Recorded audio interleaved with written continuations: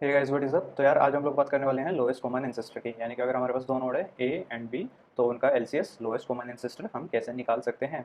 ठीक है, तो लोएस्ट कॉमन एंसेस्टर को समझने की कोशिश करते हैं, बट लोएस्ट कॉमन एंसेस्टर को समझने से पहले हमें एंसेस्टर का मतलब समझना पड़ेगा कि एंसेस्टर एग्जैक्टली होता क्या है।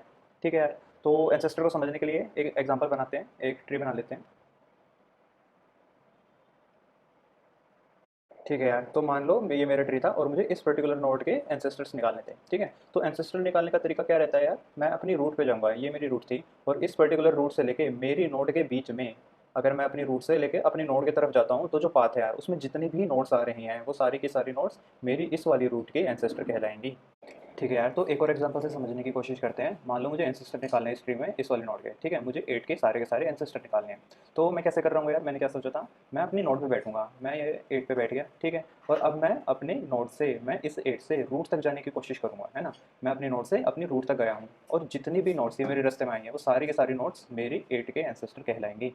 तो यानी कि मैं अब 8 के एंसेस्टर मुझे चाहिए, मान लो मुझे 8 के एंसेस्टर निकले हैं, तो मैं क्या करूँगा, मैं 8 से रूट तक जा रहा हूँ, तो सबसे पहले मुझे 5 मिलेगा, देन 2 एंड देन लास्ट में 1, है ना। तो ये सारी की सारी नोट्स मेरी 8 के एंसेस्टर्स बन गई। तो 8 के एंसेस्टर हमारे 5 हो गया, देन हमें 2 मिला तो 2 हो गया, एंड देन लास्ट में हमें 1 मिला तो 1 हो गया। तो हमारी 8 के एंसेस्टर्स ये तीनों की तीनों नोट हो गई। ठीक है, ऐसे ही मान लो यार मुझे इस 9 के भी एंसेस्टर निकालने थे, तो मैं 9 से लेके अपनी रूट तक जाने की फिर से कोशिश करूँगा। ठीक है, तो मैं ये 9 पे बैठा हूँ और मैं अपनी रूट पे जाने की कोशिश कर रहा हूँ। तो ये जितनी भी नोट्स मिली हैं मुझे वो सारी सारी मेरी 9 के एंसेस्टर है। तो यानी कि 9 के एंसेस्टर हो गए हमारे 6। सबसे पहले 6 मिला था हमें, देन हमें 3 मिला, एंड देन लास्ट में हमें 1 मिला। ठीक है, तो 9 के अभी हमारे पास 3 एंसेस्टर है, 6, 3 एंड 1।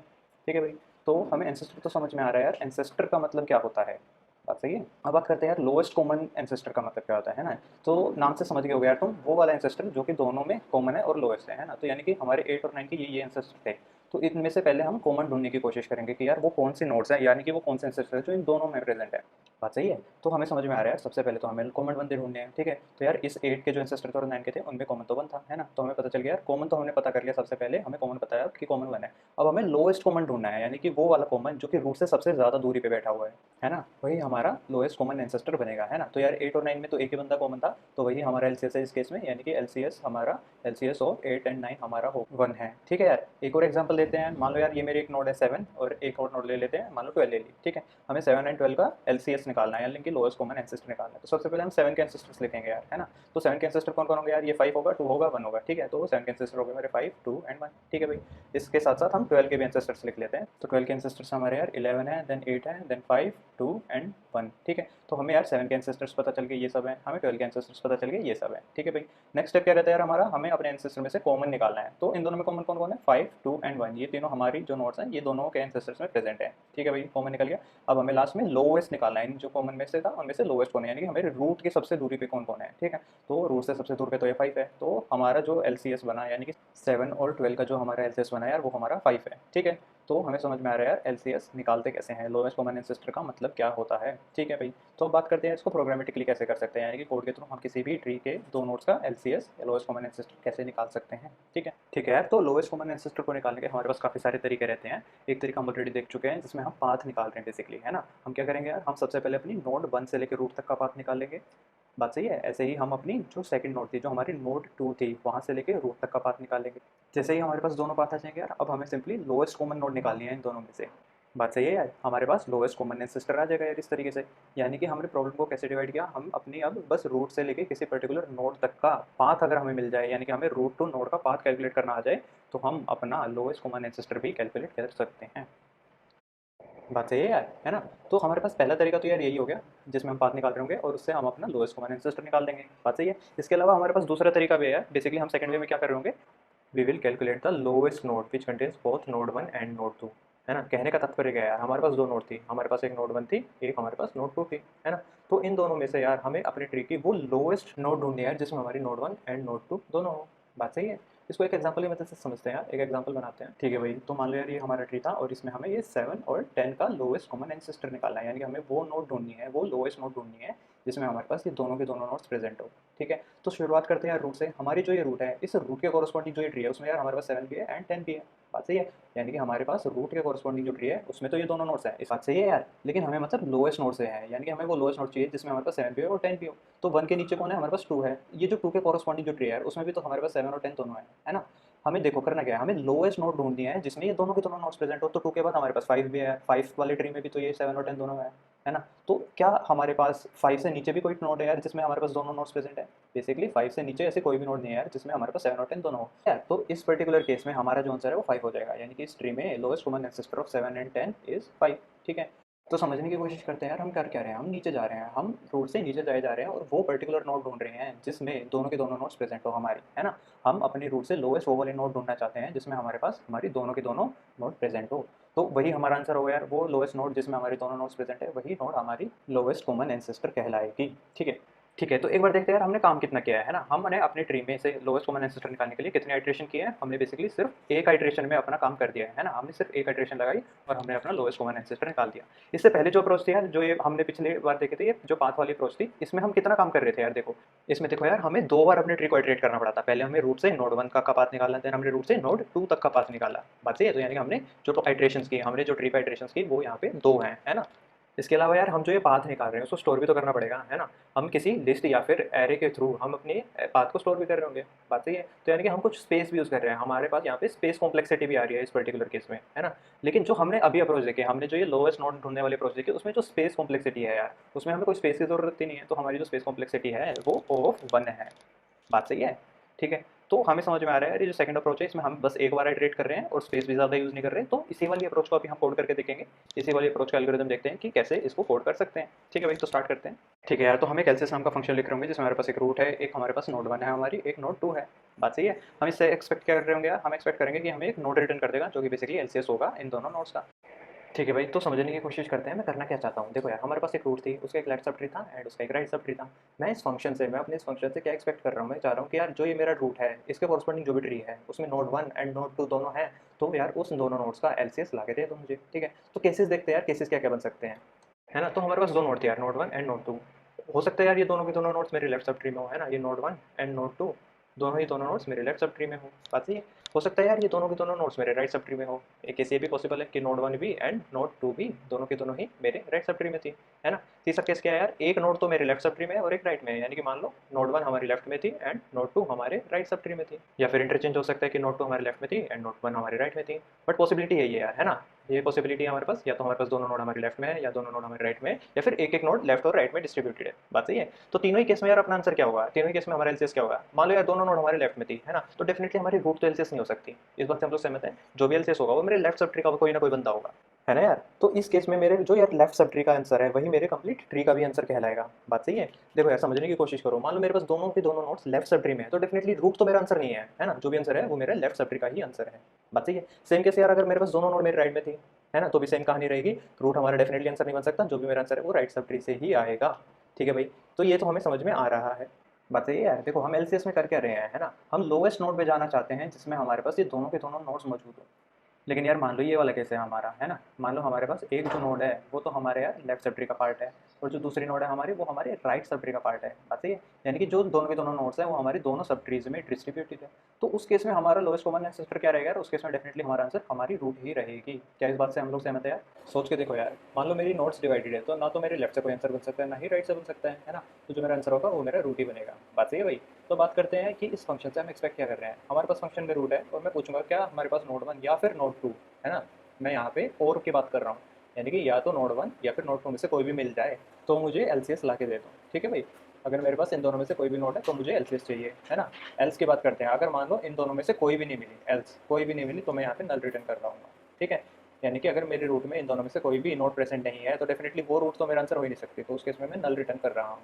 ठीक है यार, तो इसका एल्गोरिथम लिखने का ट्राई करते हैं। तो हमारा सबसे पहले स्टेप क्या रहेगा यार? देखो, सबसे पहले मैं अपने लेफ्ट सब ट्री का आंसर मांगना चाहता हूँ। क्या मेरे लेफ्ट सब ट्री में दोनों में से कोई भी नोड है ना? तो मैं रूट डॉट लेफ्ट के लिए कॉल करूँगा, सेम फंक्शन पे रिकर्शन कॉल कर रहा हूँ मैं। नोड 1 दे रहा हूँ इसको मैं एंड नोड 2 दे रहा हूँ। बात सही है? ये हमको यार लेफ्ट का आंसर ला के दे देगा, है ना? ये मुझे लेफ्ट का आंसर ला के दे देगा। सेम काम यार मैं अपने राइट सब ट्री के लिए भी करूँगा। मैं रिकर्शन को अपने राइट सब ट्री पे कॉल करूँगा और उससे राइट आंसर मांग लूँगा। ठीक है भाई, तो मेरे पास मेरे राइट का भी आंसर आ गया यार, है ना? नेक्स्ट स्टेप क्या रहेगा मेरा? मुझे चेक करना है क्या मेरे लेफ्ट से आंसर आया है या नहीं, और मेरे राइट से आंसर आया नहीं। तो सबसे पहले मैं चेक कर लेता हूँ क्या मेरा लेफ्ट भी नल ना हो एंड मेरा राइट भी नल ना हो, यानी कि मेरे को दोनों साइड से आंसर मिला है कुछ ना कुछ। बात सही है? उस केस में क्या रहेगा यार मेरा आंसर? उस केस में मेरा आंसर रहेगा रूट ही, है ना?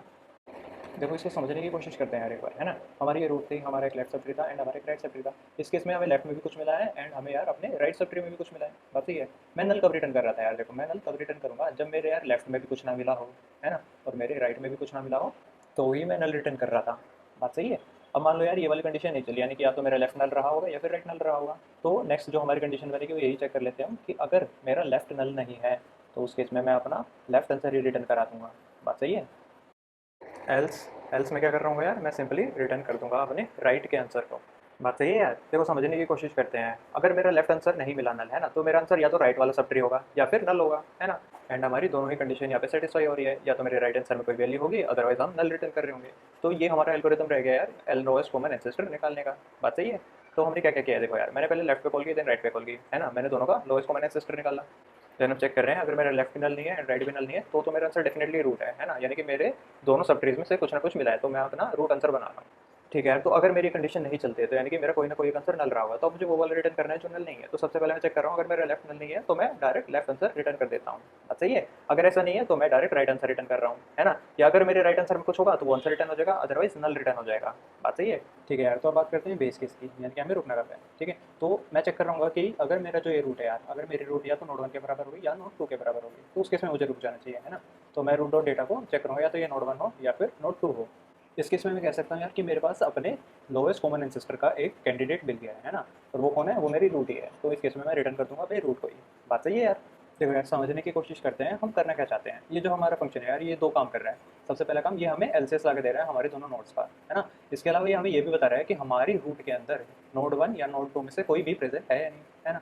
इसलिए जैसे ही मैं अपने बेस केस में क्या कर रहा हूँ, जैसे ही मुझे अपने रूट में या तो नोड 1 मिल गई या नोड 2 मिल गई, तो मैं उस केस में अपनी रूट को ही रिटर्न कर रहा हूँ। यानी कि ये बता रहा है कि यार हमारी रूट में कोई ना कोई बंदा तो मिला है हमें, है ना। हमारी रूट से जो कॉरेस्पॉन्डिंग सब ट्री है उसमें कुछ ना कुछ तो मिलेगा हमें। बात है। अगर ये कंडीशन फॉल्स है यार, तो मैं अपने लेफ्ट या राइट में देखूंगा और उनमें से जो भी नल नहीं है यार उसको मैं रिटर्न करना चाह रहा हूँ, है ना। तो सबसे पहले चेक करूंगा कि मेरे लेफ्ट और राइट दोनों ही नल नहीं है, तो उस केस में मैं रूट रिटर्न कर रहा हूँ। अदरवाइज अगर मेरा लेफ्ट नल नहीं है तो लेफ्ट रिटर्न कर रहा हूँ, एल्स राइट रिटर्न कर दूंगा। ठीक है भाई।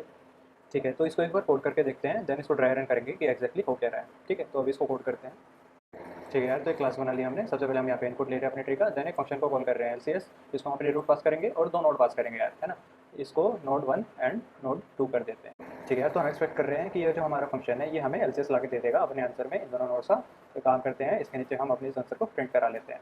ठीक है भाई। ठीक है यार। तो हमने क्या सोचा था, एक काम करते हैं, सबसे पहले अपने लेफ्ट सब ट्री पे कॉल करके लेफ्ट आंसर मंगवा लेते हैं, है ना। यानी कि मैं रिकर्शन को कॉल कर रहा हूँ अपने रूट डॉट लेफ्ट के लिए, तो ये मुझे अपने लेफ्ट सब ट्री का एलसीएस ला के दे देगा इन दोनों के नोड के लिए। ठीक है। तो सेम काम हमें अपने राइट सब ट्री के लिए भी करना होगा, तो मैं अपने राइट सब ट्री के लिए भी कॉल कर देता हूँ और इससे राइट आंसर मंगवा लेता हूँ। ठीक है भाई। तो मेरे लेफ्ट का आंसर आ चुका है, राइट का भी आंसर आ चुका है। अब मैं चेक करूँगा कि अगर मेरा लेफ्ट भी नल ना हो, मेरा लेफ्ट आंसर नल ना हो एंड मेरा राइट आंसर भी नल ना हो, है ना। अगर मेरे दोनों ही नल नहीं है, यानी कि दोनों साइड से मुझे कुछ ना कुछ मिला है, तो उस केस में मैं अपनी रूट को रिटर्न करूँगा, है ना। उस केस में मैं रिटर्न कर देता हूँ अपनी रूट को। ठीक है भाई।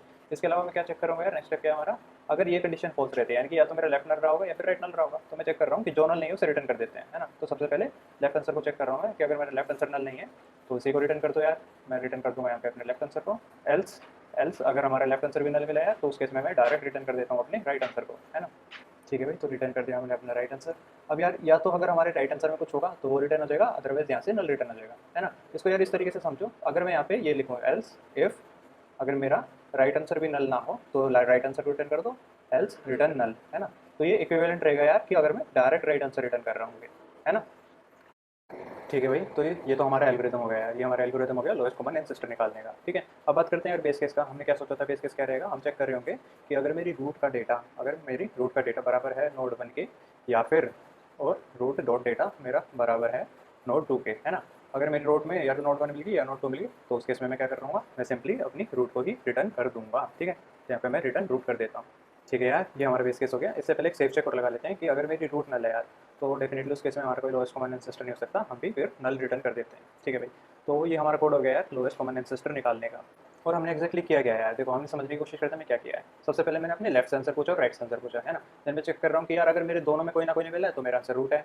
अगर दोनों ही केस में से किसी भी एक साइड से मुझे नल मिला है तो मैं वो वाली साइड रिटर्न कर रहा हूँ जिसमें नल नहीं है ना। अगर दोनों ही साइड नल थी तो मेरा आंसर जो रिटर्न होगा वो नल हो जाएगा। इसके अलावा मैंने बेस केस लगाया यार कि अगर मेरी रूट में कुछ भी मिल जाए, कोई नोड 1 या नोड 2, तो मैं उस केस में रूट को रिटर्न कर रहा हूँ एंड दैट इज इट भाई। यही हमारा कोड है यार लोएस्ट कॉमन एंसेस्टर निकालने का। तो इसको रन करके देखते हैं, एक बार ट्राई करते हैं इसको। ठीक है यार, तो मान लेते हैं हम जो इनपुट में ट्री देने वाले हैं वो कुछ इस प्रकार से है, और हम इसमें से अपनी 4 और 7 का लोएस्ट कॉमन एंसेस्टर निकालना चाहते हैं। ठीक है, तो ट्राई करते हैं, इस ट्री को इनपुट देते हैं अभी। ठीक है यार, तो इसको रन करते हैं एंड इसका आंसर आ रहा है हमारा 2। ठीक है, हमारा आंसर लोएस्ट कॉमन एंसेस्टर का 2 आ रहा है, विच इज़ करेक्ट यार, है ना। हमारे 4 और 7 का जो एलसी है वो हमारा 2 ही है। ठीक है भाई, तो कोड तो सही लग रहा है। Let's try to submit it, इसको सबमिट करने की कोशिश करते हैं। ठीक है यार, तो ये हमारा क्वेश्चन है, हमें यहाँ पे एलसीए निकालना है। एक जो चीज़ यार मैंने अभी भी नोटिस की, बेसिकली हमने थोड़ा सा गलती कर दी, हमें लोएस्ट कॉमन एंसेस्टर निकालना है ना, तो बेसिकली एलसी ए यूज़ करना था हमें, है ना। मैंने काफ़ी जगह एलसीए से यूज़ कर दिया, बट कोई बात नहीं, आई होप आप समझ गए होंगे। तो स्टार्टिंग में डिस्क्लेमर डाल देंगे, कोई बात नहीं। ठीक है, तो अपना कोड यहाँ पे डालते हैं।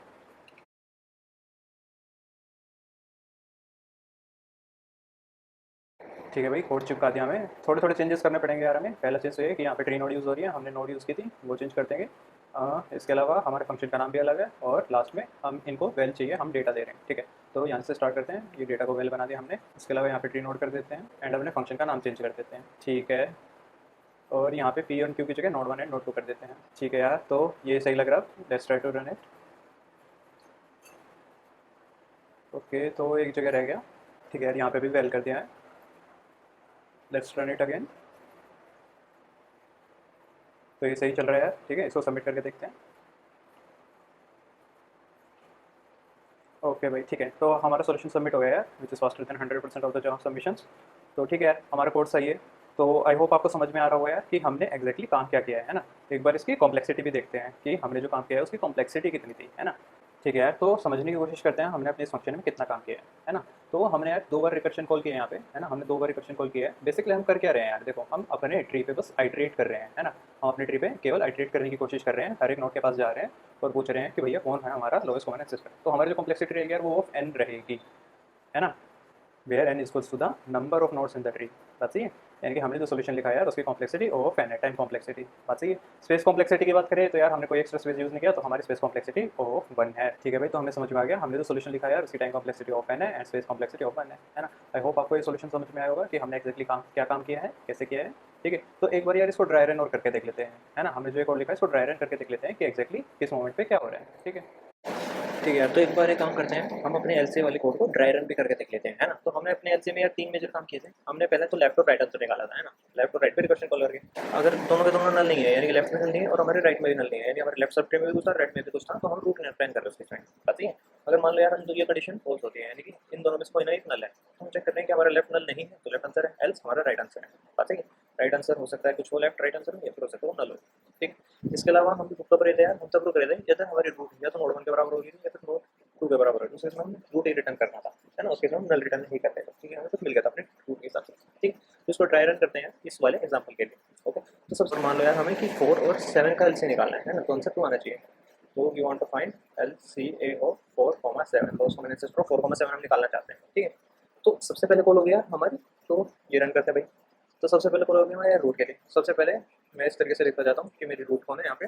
तो सबसे पहले रूट हुई हमारी 1, है ना। हम चेक करेंगे भाई क्या हमारी रूट नोड 1 या नोड 2 के बराबर है, जी नहीं है, तो हम लेफ्ट पे कॉल करेंगे पहले। ठीक है, तो हमने अपने लेफ्ट पे कॉल की, अब हमारी रूट हो गई थी 2। ठीक है भाई, हम चेक करेंगे क्या ये 2 4 और 7 में से बराबर है, जी नहीं है, तो फिर से लेफ्ट पे कॉल कर देंगे, अब नोड हो जाएगी हमारी 4। ठीक है, हम अब ये जो 4 है यार, ये जो 4 है ये हमारे 4 या 7 से मैच कर रहा था। ठीक है, तो इस पर्टिकुलर 4 के लिए, इस पर्टिकुलर 4 के लिए हम इस वाली कंडीशन पे हिट कर जाएंगे, है ना, या तो रूट नोट के बराबर या नोट, तो हम यहाँ पे डायरेक्ट रूट रिटर्न कर रहे हैं। तो यहाँ से हमें जो रिटर्न हो रहा है वो 4 हो रहा है। ठीक है, इसके लिए हमें 4 रिटर्न हुआ लेफ्ट साइड, यानी कि इस पर्टिकुलर 2 के लिए जो ये लेफ्ट वाले का आंसर था, इस वाले पर्टिकुलर 2 के लिए लेफ्ट वाले का आंसर आया 4। ओके, इस 2 के लिए लेफ्ट आंसर आया 4। बात सही। अब हम इस 2 को राइट पे कॉल कर रहे हैं, हम इस 2 के राइट पे कॉल कर रहे हैं, यानी 5 पे कॉल किया, यानी हमने 5 पे कॉल किया है। तो क्या ये 5 इन दोनों में से मैच कर रहा है, जी नहीं कर रहा है, तो हम फिर से अंदर लेफ्ट और राइट पे कॉल देंगे, तो 5 को 6 पे कॉल जाएगी। क्या ये 6 इन दोनों में से मैच कर रहा है, जी नहीं कर रहा है, तो अब इस 6 के भी लेफ्ट एंड राइट दोनों पे कॉल जाएगी, है ना। अब दोनों के दोनों नल रिटर्न कर देंगे, क्यों, क्योंकि इन दोनों के केस में हम नल रिटर्न, हमारी रूट नल हो जाएगी। तो यहाँ पे एक और बेस केस लिखा हुआ था हमारे, अगर हमारी रूट नल है तो नल रिटर्न कर दो, तो यानी कि इस 6 के लिए लेफ्ट भी और राइट भी दोनों के दोनों नल आएंगे, तो यानी कि 6 के लिए ये जो लेफ्ट आंसर है और जो ये राइट आंसर है दोनों के दोनों नल है ना। तो यहाँ पे अब देखो ना, तो ये कंडीशन ट्रू होगी कि ये कंडीशन तब ट्रू होती है जब लेफ्ट भी नल ना होता और राइट भी नल ना होता है, ये कंडीशन ट्रू नहीं होगी। ये कंडीशन भी ट्रू नहीं होगी कि लेफ्ट तो नल नहीं है, लेफ्ट तो नल बैठा हमारा, है ना, तो हम एल्स राइट आंसर कर देंगे। बात है, देखो हमने बताया था यार कि अगर हो सकता है अगर इस सेल्स में जा रहे हैं तो जरूरी नहीं कुछ रिटर्न नहीं हो रहा होगा, अगर हमारे राइट आंसर में कुछ होगा तो वो रिटर्न हो जाएगा, अन्यथा नल रिटर्न हो जाएगा। तो इस केस में जैसे इस 6 के केस में भी यहाँ से नल ही रिटर्न होगा, तो यानी कि इस 6 की जो पूरी कॉल है वो नल रिटर्न कर देंगे इस 5 को। ठीक है, तो अब इस पर्टिकुलर 5 के लिए जब ये 5 वाली कॉल जा रही थी तो उसके लेफ्ट आंसर से तो नल आया, उसके लेफ्ट आंसर से तो नल आया है, ठीक है। अब उसके राइट आंसर पे कॉल जा रही है, क्या बात सही है भाई? उसके राइट आंसर पे कॉल जा रही है। अब हम 5 के राइट पे जाएंगे, यानी कि अब हम 7 पे कॉल कर रहे हैं। अब 7 यार इनमें से है, 7 हमारे 4 या 7 में से कुछ मिल जाएगा, तो यानी कि 7 पे ये वाली कंडीशन हिट होगी और हम उस रूट को रिटर्न कर देंगे, तो यानी कि यहाँ से हम 7 ही रिटर्न कर रहे हैं। तो यानी कि इस 5 के लिए, इस 5 के लिए लेफ्ट से तो नल आया था, लेफ्ट से तो नल आया था, लेकिन राइट से एक वैल्यू आई, राइट से वैल्यू आई 7, है ना। तो अब बात करते हैं यार ये 5 ऊपर क्या रिटर्न कर रहा हुआ है। देखो हम चेक कर रहे होंगे क्या मेरा लेफ्ट भी नल नहीं है और राइट भी नल नहीं है, नहीं ऐसा तो नहीं है, मेरा लेफ्ट तो नल आया था, तो हम रूट तो रिटर्न करेंगे नहीं, है ना। अब हम चेक करेंगे क्या मेरा लेफ्ट नल था, लेफ्ट नल नहीं था जी, नहीं लेफ्ट तो नल था, है ना। हमारा जो ये लेफ्ट साइड था यहाँ से तो नल आया था, एल्स हम राइट आंसर रिटर्न कर रहे हैं, यानी कि राइट आंसर की साइड से हमें ये 7 रिटर्न हो रहा था यहाँ से, तो हम यहाँ से भी अब 7 ही रिटर्न कर देंगे, यहाँ से हमने 7 ही रिटर्न किया। क्या हमें समझ में आ रहा है यार हमने क्या किया है? बात सही है। देखो यार हमने इस 2 के लिए देखो लेफ्ट कॉल की, यहाँ से हमें कुछ रिस्पॉन्स मिला 4, है ना, हम यहाँ से नल नहीं मिला। ऐसे ही हमने इस 2 से राइट से कॉल की और यहाँ से भी हमें कुछ रिस्पॉन्स मिला, यहाँ से हमें 7 मिला है। बात सही है। तो यानी कि इस पर्टिकुलर 2 के लिए, इस पर्टिकुलर 2 के लिए हमारी लेफ्ट से भी कुछ आंसर आया है एंड हमारी राइट से भी कुछ आंसर आया है ना। लेफ्ट से हमारा आंसर 4 आया है, राइट से हमारा आंसर 7 आया है। तो जब मैं समझ जाऊंगा यार, जैसे ही मेरा लेफ्ट भी नल नहीं है और मेरा राइट भी नल नहीं है, मैं समझ जाऊंगा कि मेरा जो आंसर है वो रूट ही है ना, मेरा जो है वो मुझे मिल गया, मेरा आंसर 2 है। तो यानी कि यहाँ से मैं जो रिटर्न करूंगा वो मैं 2 रिटर्न कर रहा हूँ। क्या हमें समझ में आ रहा है भाई? क्या बात सही है ना। तो इस 1 को, इस 1 को इसके लेफ्ट से 2 मिला है ना। अब इस 1 के राइट पे कॉल जारी होगी, अब इस 1 के राइट पे कॉल जारी होगी इस 3 के लिए, यहाँ पे 3 के लिए कॉल गई। तो अब इस 3 के लिए चेक होगा क्या ये हमारा 4 या 7 में से मैच कर रहा है जी, नहीं, ये दोनों फॉल्स होंगे। अब इस 3 के लेफ्ट पे कॉल जाएगी, राइट पे कॉल जाएगी, दोनों ही दोनों नल रिटर्न कर देंगी। अब जब दोनों नल रिटर्न हो रहा है तो ये जो फाइनल एल्स में जाके यहाँ से भी नल रिटर्न होगा, यानी कि इस 1 के लिए लेफ्ट से तो कुछ आंसर आया, इस 1 के लेफ्ट से तो कुछ आंसर आया 2, लेकिन इस 1 के राइट से आंसर आया नल, है ना। इस 1 के लेफ्ट से तो 2 आंसर आ रहा है, लेकिन इस 1 के राइट से 3, यानी जो ये 3 वाला सब ट्री था यहाँ से नल रिटर्न आ रहा है। तो हमें पता है यार अगर दोनों किसी में से किसी एक साइड से आंसर आ रहा है तो हम वही फाइनल आंसर रिटर्न करते हैं, है ना। यानी कि ये कंडीशन फॉल्स हो जाएगी, लेफ्ट भी नल नहीं है, राइट भी नल नहीं है। 1 के केस में यानी वो वाली नोड जहाँ पे रूट हमारी 1 थी उसके लिए राइट तो नल था, तो ये वाली कंडीशन फॉल्स हो गई। अब हम नीचे जा रहे होंगे, हम चेक करेंगे कि हमारा लेफ्ट नल नहीं है, जी हाँ लेफ्ट तो नल नहीं है, तो हम सीधा लेफ्ट ही आंसर रिटर्न कर देंगे। तो यानी कि ये जो पूरा का पूरा ट्री था इस केस में हमें ये 2 मिल जाएगा, हमारा जो एलसी है वो ये 2 आ जाएगा, ठीक है। तो क्या हमें फीलिंग आ रही है यार कि हम एक्जैक्टली कर क्या रहे हैं?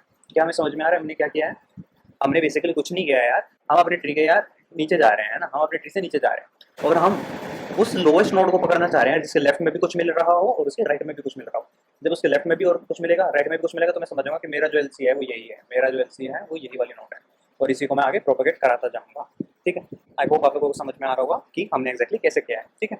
यार इसको करने का जरूरी नहीं है सिर्फ यही तरीका हो कि ये काम कर सकते हैं, जैसा कि हमने रूट टू नोड का पाथ भी निकाल सकते हैं, उससे भी क्वेश्चन सोल्व हो जाएगा। और भी बहुत सारे तरीके हैं करने के, there can be multiple ways for doing some question. हो सकता है आपको कि आपने पहले किसी और मेथड से पढ़ा हो, ठीक है, कोई इशू नहीं है उसमें भी, बट आई होप आपको ये वाला मेथड भी समझ में आ रहा होगा, ठीक है। तो फिलहाल के लिए इतना ही यार, मिलते हैं आपसे नेक्स्ट क्लास में, तब तक के लिए टाटा बाय बाय, अलविदा, खुदा हाफिज़, जय हिंद।